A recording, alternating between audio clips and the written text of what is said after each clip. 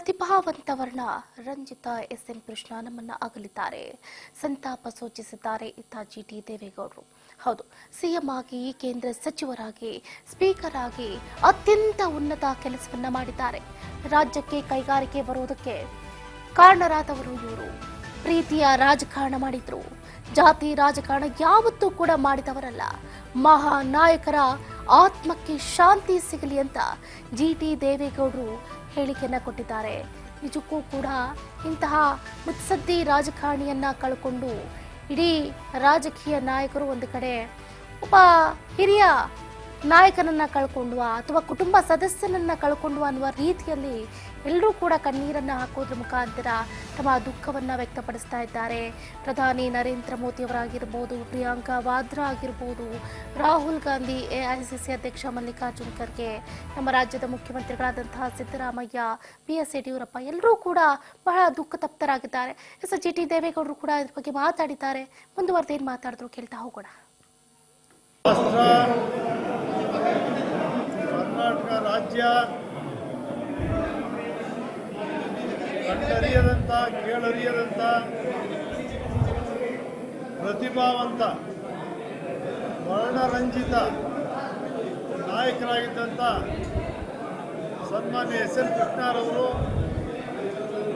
ಇವತ್ತು ನಮ್ಮನ್ನೆಲ್ಲ ಬಿಟ್ಟು ಅಗಲಿದ್ದಾರೆ. ನಮ್ಮ ಒಬ್ಬ ಕನ್ನಡಿಗ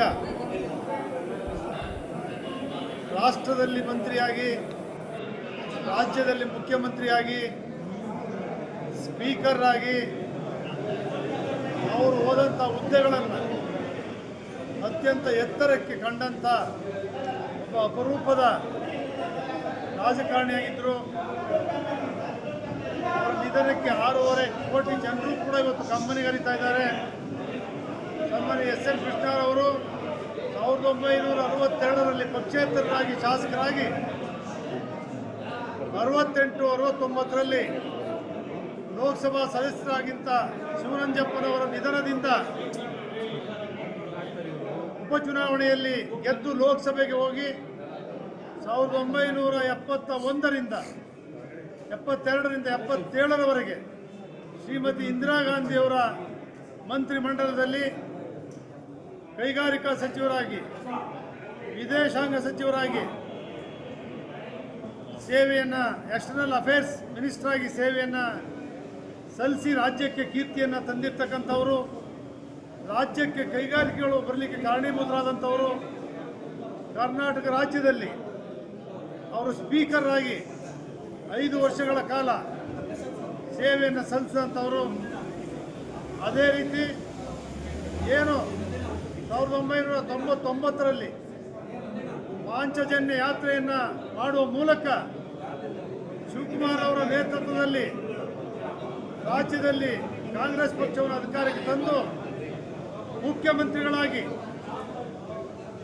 ಬೆಂಗಳೂರು ನಗರವನ್ನು ಐಟಿ-ಬಿಟಿ ಕ್ಷೇತ್ರವನ್ನಾಗಿ, ಇಂಟರ್ನ್ಯಾಷನಲ್ ಏರ್ಪೋರ್ಟ್ ಇರ್ಬೋದು, ಮೆಟ್ರೋ ಇರ್ಬೋದು, ಕೈಗಾರಿಕೆಗಳಿರ್ಬೋದು, ದೂರದೃಷ್ಟಿಯನ್ನು ಇಟ್ಕೊಂಡು ಮಧ್ಯಾಹ್ನದ ಊಟದ ವ್ಯವಸ್ಥೆ, ಸ್ತ್ರೀ ಶಕ್ತಿ ಸಂಘಗಳ ಸಂಘಟನೆ, ಹಲವಾರು ಯೋಜನೆಗಳನ್ನು ಶಿಕ್ಷಣ ಕ್ಷೇತ್ರಕ್ಕೆ, ಪ್ರತಿಯೊಂದು ಕ್ಷೇತ್ರ ಕೂಡ ಕೊಟ್ಟಂಥವರು.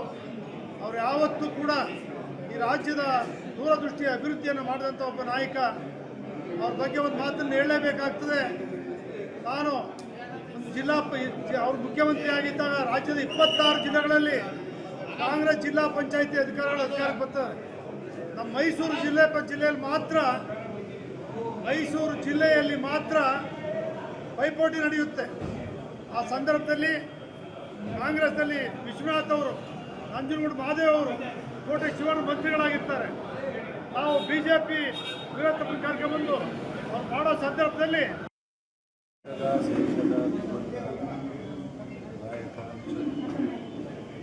ಬೆಂಗಳೂರು ಮತ್ತು ರಾಜ್ಯಕ್ಕೆ, ದೇಶಕ್ಕೆ ಅಪಾರವಾದ ಸೇವೆಯನ್ನು ಸಲ್ಲಿಸಿ ಅಕಾಲಿಕ ನಿಧನ ಹೊಂದಿರತಕ್ಕಂಥದ್ದು ಇಡೀ ರಾಜ್ಯ ಮತ್ತು ರಾಜ್ಯಕ್ಕೆ ದೊಡ್ಡ ನಷ್ಟ ಆಗಿದೆ. ಇವತ್ತು ಬೆಂಗಳೂರಿನ ವಿಕಾಸಸೌಧ, ಬೆಂಗಳೂರಿನ ಅಭಿವೃದ್ಧಿ ಮತ್ತು ರಾಜ್ಯದ ಅಭಿವೃದ್ಧಿಯಲ್ಲಿ ಇವತ್ತು ಸಿಲಿಕಾನ್ ಸಿಟಿ ಅಂತಕ್ಕಂಥದ್ದು ಏನಾದರೂ ಹೆಸರು ಬರಬೇಕಾದ್ರೆ ಪ್ರಮುಖ ಕಾರಣ ಅಂತಾರಾಷ್ಟ್ರೀಯ ಮಟ್ಟದಲ್ಲಿ ಬೆಂಗಳೂರು ಬೆಳೀತಿರೋದ್ರಿಂದ ಇವತ್ತು ದೊಡ್ಡ ಮಟ್ಟದಲ್ಲಿ ಬೆಳೆದಿದೆ ಅಂತಂದರೆ ಅದಕ್ಕೆ ಪ್ರಮುಖವಾದ ಕಾರಣ SF ಕೃಷ್ಣ ಸರ್ ಅವರು ಅವರೊಬ್ಬ ಅಜಾತ ಶತ್ರು. ಅವರಿಂದ ಅನೇಕ ಅತ್ಯುತ್ತಮವಾದ ಕಾರ್ಯಗಳು ಆಗಿರ್ತಕ್ಕಂಥದ್ದು. ನಮ್ಮ ಸಂಸ್ಕಾರ ಮತ್ತು ಸಂಸ್ಕೃತಿ ಅಳವಡಿಸ್ಕೊಂಡು ಈ ರಾಜ್ಯಕ್ಕೆ ಅಪಾರವಾದ ಕೊಡುಗೆಗಳನ್ನು ಕೊಟ್ಟಿದ್ದಾರೆ. ಅವರ ಅಗಲಿಕೆಯಿಂದ ದೊಡ್ಡ ನಷ್ಟ ಆಗಿದೆ. ಅವರ ಕುಟುಂಬಕ್ಕೆ, ಅಭಿಮಾನಿಗಳಿಗೆ ಎಲ್ಲರಿಗೂ ದುಃಖವನ್ನು ತಕ್ಕಂತಕ್ಕಂಥ ಶಕ್ತಿಯ ಭಗವಂತ ಕೊಡಲಿ ಅಂತ ಮತ್ತು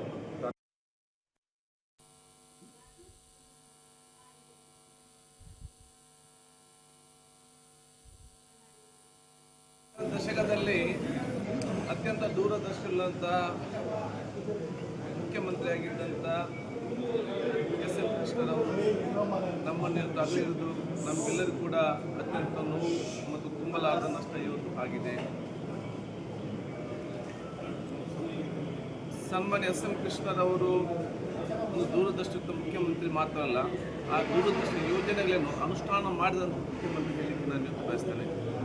ಅವರ ಕಾಲಘಟ್ಟದಲ್ಲಿ ಬೆಂಗಳೂರು ನಗರ ಮಟ್ಟಕ್ಕೆ ಮಾತ್ರ ಅಲ್ಲ, ಈ ರಾಜ್ಯದ ಗ್ರಾಮೀಣ ಮಟ್ಟ ಕೂಡ ಇವತ್ತು ವಿಶೇಷ ಯೋಜನೆ ಕೊಟ್ಟು ಕರ್ನಾಟಕ ರಾಜ್ಯವನ್ನು ಬಹುಶಃ ಇವತ್ತು ನಮ್ಮ ದೇಶದಲ್ಲಿ ಮತ್ತು ವಿಶ್ವದಲ್ಲಿ ಗುರುತಿಸಿಕೊಳ್ಳುವಂತಹ ಹಲವಾರು ಯೋಜನೆ ಹಮ್ಮಿಕೊಂಡಿದ್ದಾರೆ.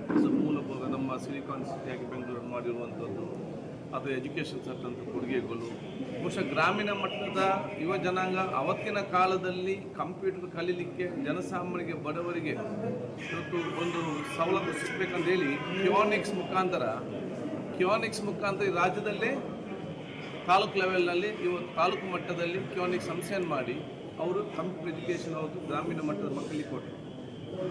ಇಂಥ ಹಲವಾರು ದೂರದರ್ಶನ ಕಾರ್ಯಕ್ರಮ ಇದೆ. ಅಷ್ಟು ಮಾತ್ರ ಅಲ್ಲ, ನಮ್ಮ ರಾಜಕೀಯದ ಒಂದು ಜೀವನದಲ್ಲಿ ಅವರು ಶಾಸಕರಾಗಿ, ರಾಜ್ಯದ ಮಂತ್ರಿಯಾಗಿ,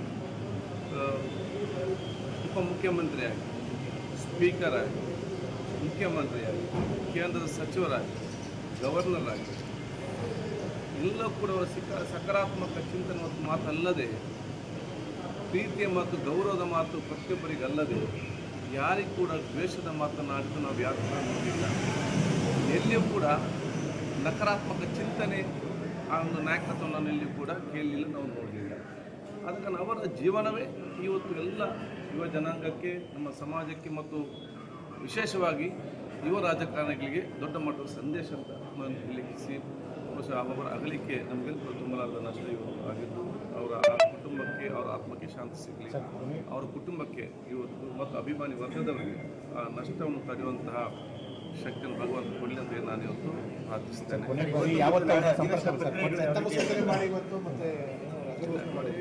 ನಾನು ಈಗಾಗಲೇ ಮಾನ್ಯ ಮುಖ್ಯಮಂತ್ರಿಗಳ ಜೊತೆ, ಉಪಮುಖ್ಯಮಂತ್ರಿಗಳ ಜೊತೆ, ನಮ್ಮ ಕಾನೂನು ಸಚಿವರ ಜೊತೆ, ಪ್ರತಿಪಕ್ಷ ನಾಯಕರ ಜೊತೆ ನಾನು ಚರ್ಚೆ ಮಾಡಿದ್ದೀನಿ. ಇವತ್ತು ನಾವು 10 ಗಂಟೆಗೆ